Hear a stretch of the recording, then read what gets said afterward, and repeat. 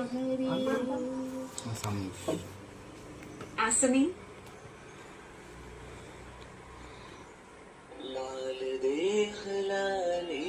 आपल्या गाने से स्टार्ट हो गया ना।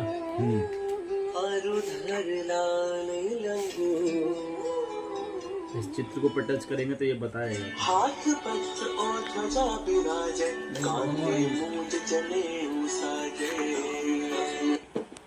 महावीर विक्रम बजरंगी, कुमति निवार सुमति के संगी।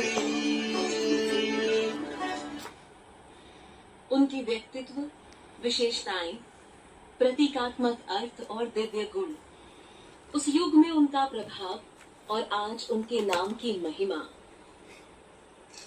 आसमी तेरार व्यक्तित्व, স্বকীয়তা, প্ৰতীকাত্মক অৰ্থ আৰু ঐশ্বৰিক গুণ।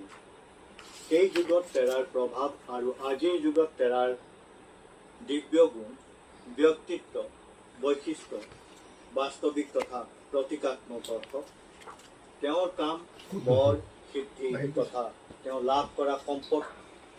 তুলসীদাসৰ জন্ম 1554 বিক্ৰম সংবত বা 1997 চনত উত্তৰ প্ৰদেশৰ কাশগঞ্জ জিলাৰ গংগা নদী।